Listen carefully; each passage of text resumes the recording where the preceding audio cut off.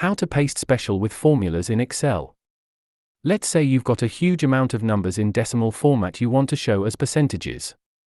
The problem is that numeral 1 shouldn't be 100%, but that's what Excel gives you if you just click the percent style button or hit Ctrl-Shift%. You want that 1 to be 1%. So you have to divide it by 100. That's where paste special comes in. First, type 100 in a cell and copy it.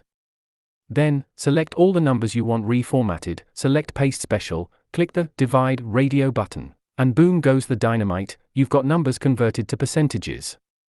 This also works to instantly add, subtract, or multiply numbers, obviously.